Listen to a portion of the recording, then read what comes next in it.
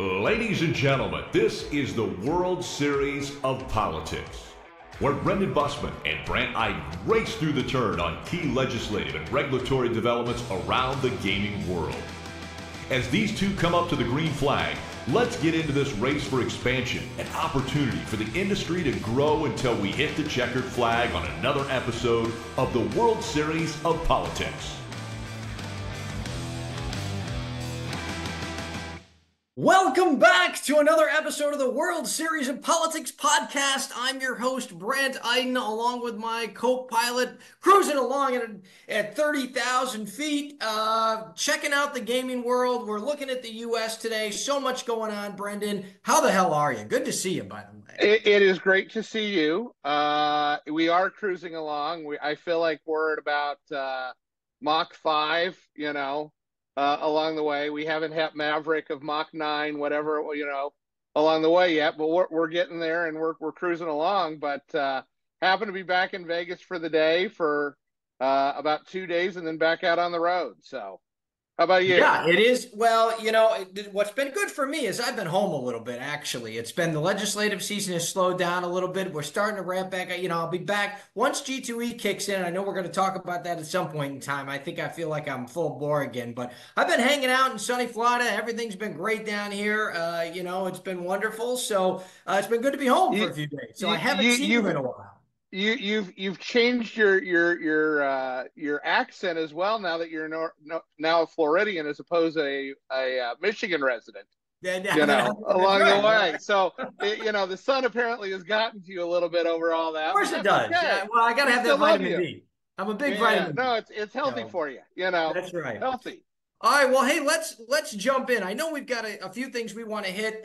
No guests today on the show, so it's just going to be us. So for all you listeners out there, I apologize. You're going to have to put up with Brendan and I, but it is exciting. Let's just talk about, look, we're coming into week 3. Week 3 last night, I guess, right? Week 3 NFL season. The numbers have just been staggering so far. It's been amazing to see how successful, and we've talked about this, right? We've had a lot of conversations about as more states come online, as obviously more consumers out there move from that illegal market into the regulated market, you're just going to see the industry grow. And despite a lot of the negativity that can be out there in the media sometimes, and I know you and I talk about it, Brendan, the fact of the matter is that this has been successful. I saw a number just the other day that this season alone, NFL season alone, the AGA estimates $35 billion are going to be placed in legal, regulated sports betting markets. I mean, how great is that? I mean, I know it's easy to get bogged down on all the negativity, but I just got to start with some positivity today. That's really great for the industry, right? It is great for the industry. It's a great stat. It's going to continue to grow over the time. And you're right. The negativity that's out there, and we'll talk about this and some of the other topics we're going to cover along the way here today, but you just got to push that aside, because in some of those cases, those people are trying to champion the illegal market that we're stealing this back from. Those are the ones sitting here that literally are like, oh no, let's do it this way, or oh, you're bad off of this. The fact of the matter is bringing things into light, bringing things in a state-by-state fashion into a regulated market that lets people from New York to Arizona to bet on their favorite team, to be a part of this entertainment value that's in there and be a part of that process is an exciting thing. And seeing this market continue to thrive and strive going forward, it's a positive. There are things in other markets that are going to, hopefully eventually open up. Obviously that window's small of what that looks like down the road here, but there's a lot of positives out there over what's going on in the legal market. Is that a Rubik's Cube in your left hand? It is. Awesome, by the way. I haven't seen one of those in years. Yeah. I use it as a fidgeting and at the same time, you're doing the Rubik's Cube, and you're the masterminding the whole thing. So with one hand, you're doing the Rubik's Cube. The other thing, you're like Batman over there. It's amazing. I mean, I try my best. I look for the bat signal occasionally. So if I bust out, you know why. Speaking of positivity, how about that market launch in D.C., huh? We talked a lot about D.C. And by the way, I know my bottle of wine's got to be in the mail at some point in time, right? Checks in the mail or what? Hey! We talked about this week. You haven't been in town because you've been off gallivanting around. The bottle's on its way. Okay. There you So, go. Checks in the mail. let's I just, know. Look, I know you're good for your bets. I know you're good for your bets. I always am. I always am. But, I can't say enough about DC and the numbers we've initially seen. And I say that in two aspects. One, it justifies everything I've said for the last 4 years as they screwed up from the start on this, giving it to the single, we had to get to You market said quick. now I want to go back even further and say now that may have been 4 years ago, but I want to put you on record and say you were the first guy to say from the day the study came out that the study was wrong. Well, yeah. You were the first guy. That was even before. So even before they even this went is like forward you're with teeing this up the idea, ball, you just said, waiting for this me is to a terrible pound that, study. All right, go ahead. Yeah, All right, oh, go ahead. I mean, yes, and you're right on that, and that's what going back to. This has been flawed from the beginning, but this is where, and yes, I will fully admit that the bottle of wine I lost this year is because you believed in opening up this market, and you were the one that sat there and said, "Nope, we're going to do this, and we're going to do it in a very effective way." And now you have a very competitive market that all of a sudden numbers in DC went from pennies to it raining dollars, and granted, that's a lot for a town that loves to spend money more than it has. But now they actually are getting revenue in off of this and seeing that a competitive market works. I mean, I don't think we can have a better case study to say, hey guys, this is why you can't do this and why you need to have reasonable tax rates. And if you have a competitive market, everybody wins. It has been great to see that. And I think it's Yeah. only going to flourish and get better over time because, of course, anytime you open one of these new markets, consumers have to get used to it. I think there's a lot of consumers out there that don't even know which apps they can use and how to do it. And that's always the case, right? And Yep. as we started out with, as we jump right into NFL season, it's been a great time for the district to open. So pleased with the outcome there, and I think I think the consumers are going to be happier at the end of the day. So that's been great to see. So thank you for Absolutely. that. That has been great to No, see. no, no, no. I just want you to know that at the same time I put your bottle in the mail, I also emailed those revenue reports to the new head of the Connecticut Lottery, just so he could see that. Oh boy. All right. Moving right along. Moving right along. Let's talk about one that's not I wouldn't say positive or negative, but one that we talked about, a state that we talked about on the last show where now there's a bit of controversy. Okay, so just bringing listeners up to speed from where we were last time, we obviously wrapped up on Missouri. We had our expert on. We talked, was the issue of sports betting and retail casino expansion going to be on the ballot? The answer now is, Brendan, drum roll. Yes, it is. And Boom. we've got a battle as part of it. And we have a battle royale as part of it. I mean, now we've seen media reports and other things. There's a formed campaign for and against. You have the opposition, you have the support.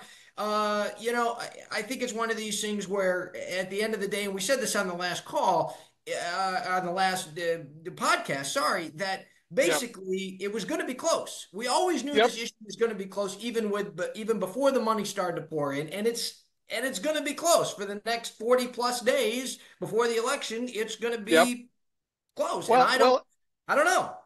well, and at the time, one thing we didn't know, we talked about this was would it survive the challenges? Obviously, some of those vote totals in those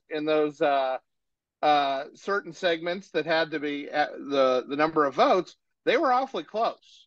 Very In being close. enough registered voters that met the criteria and the thresholds within each of those segments.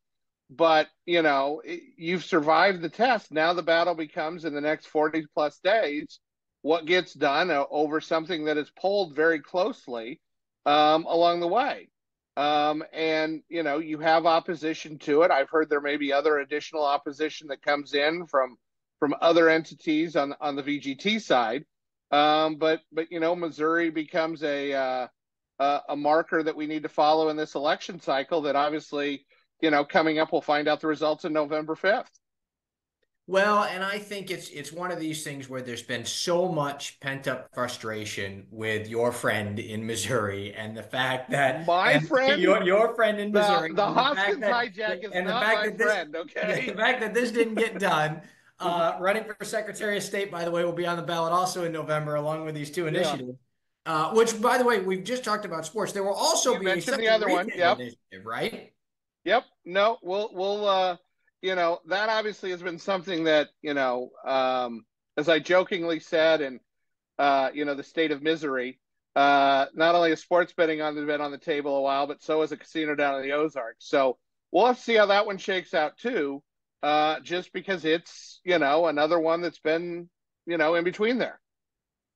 Yeah, I think that you're right. So I wanted to bring the listeners up to speed that there will be two ballot initiatives, but then I also want to Yeah. finish my first thought and just say that there's been so much pent up frustration, specifically with sports betting, that I think that all sides on this are just sort of fed up and saying, look, and I understand the reason for the opposition. I understand the nuances of the language, which is basically what this comes down to. Yep. But at the end of the day, this is about new market expansion, and we'll see what happens there. And we could be seeing a new launch in a new state, sports betting Q1 next year. I think it could happen. Yeah. No, We'll know it could November. happen. Yeah. No, the Missouri Gaming Commission could have their hands full with that. Could have their hands full with the Ozarks, and we'll see what happens from there.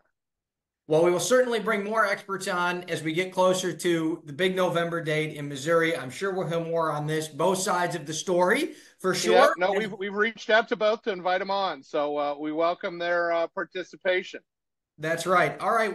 Since we're over in the Great Midwest, I've heard some. I don't know if I'd call it the Midwest, SEC country. Midwest is Big Ten. This is always the debate. This is always the debate. Okay. South of the Mason-Dixon. Isn't it based on which time zone they're on? Isn't that how you do it? No. Okay. All right. South of the Mason-Dixon is not Midwest. I give up then. All right. Arkansas. Boom. There, I said it. Yes, there we go. I've read some stuff about Arkansas. Tell me what's going on in Arkansas. I would say there's a couple things going on in Arkansas. One, they still have that Northwest casino license that's in dispute, and what that may or may not look like. They've took that and went through the process earlier this summer, and then obviously there's a ballot challenge to that. We'll see where that ends up. But probably the greatest flavor of the day down there has been the robust discussion, especially on X or Twitter or whatever you want to call it, over iGaming. And specifically where some stakeholders have been propagating the, hey, let's go get iGaming up and going and we can raise money for NIL and get stuff to the Razorback athletes and everybody else. But, that isn't as easy as everybody thinks it may or may not be, depending on if you're pro or con on this. Well, I think I've been following this fairly closely in the X world for sure, and it looks like there's some great fights going on. So, by the way, for any listeners that are looking for entertainment, follow both sides of this because everybody's posting great funny stuff on X on this. But here's what I'm going to say: this, in my opinion, this comes down to a couple things. One is the way that supporters are moving forward, and you're talking obviously a massive iGaming supporter here for state of Michigan. Everybody knows, where I'm at on iGaming. But I think the reality of it is that certain supporters in the state currently are trying to get this done by circumventing the legislative process and just doing this through the commission. I think that raises some questions about whether or not that can even be done, by the way. And then I think the second point is there's a lot of questions about how successful sports betting has really been in the state. And does the model that's out there today work for the state? It's one of those situations, again, we look at, we talked about D.C. earlier. The reality of it is that, there aren't a lot of market players there. It's not the most robust opportunity for consumers to be able to participate in a competitive market. And the numbers from sports betting in Arkansas haven't been great. I mean, you can just historically look at the tax revenue numbers and say they haven't been that great. So is it working? And then just replicate that model with iGaming. I think there just are a lot of questions to that. So, certainly perhaps this going through the legislative process and being able to ferret out what may be best for a robust, competitive, consumer, friendly market for iGaming in the state may be the better way to go. All while at the same time supporting NIL and the Razorbacks, of course. Well, and what a college sports fanatic I am. So, I'm all about what we can do for college athletics. You'll also know, and anybody that listens to this, as well as our sometimes robust debates between the two of us, is I'm very much a process guy, and there's nothing wrong with having a legislative process, or in some cases a ballot process, and Sure. getting the thing done right, as opposed to bringing some level of ambiguity to it, opening yourself up for a challenge. Just do it. If it takes longer, just make sure it's done right. We've talked about this in other states as it related to Georgia. Doesn't need to go to ballot, doesn't need to go other way. We've talked about Maryland. We just recently talked about Nebraska on how you can do that. There's a host of states, but look through the process and do it the best way possible is what I continually advocate. And I think that leads to an interesting 2025, especially in Arkansas, amongst other states along the way. But definitely as it relates to iGaming and potentially the future of sports betting as well in that state. Well, if nothing else, Mr. Bussmann, you are certainly consistent. Always supporting the process, always supporting your Nebraska Huskers, by the way. Hey, I've been 20 years in the desert, so don't say I've always been supportive. I wanted Scott Frost fired the day they hired him. So they've had a better start to the season than I anticipated. I mean, I don't know that they're playing anybody other than high school teams, but they're doing well out there. Colorado, forgive me, they have played Coach Prime. We'll see how the season goes. Once we're back to 9 wins, well, then we'll get there. Got to win 9. That's the standard. All right, there we have it. I'm going to give you the last word on Nebraska football right there. We've look, for the listeners out there, we've got some great shows coming up before the end of the year. We've got some great guests lined up, of which Brendan told me I couldn't mention any of them, but I will say this. We've got a G2E preview show coming up, obviously, before the big show in Vegas, where I'm going to go out and see my good buddy Brendan. And I am going to mention a name, though. I have heard rumblings that we're going to get the Wonder Kid on the show with just the two of us, and we're going to get Wonder Kid on as well. That is absolutely the case. I hear he may be coming back. Bringing that up. All right, there we go. Scheduling is always a big thing with this, so All right, but the Wonder Kid is on. The Wonder Kid will be back. We'll have a great show. Thanks again for joining us on another episode of the World Series of Politics podcast with Brandt, Iden, and Brendan Bussmann. See you next time. You've been listening to the World Series of Politics podcast with Brendan Bussmann and Brandt Iden. We'll be back at the starting line very soon. This has been an IGB production. For the latest news, views, analysis, and data on the global gaming industry, head to iGamingbusiness.com.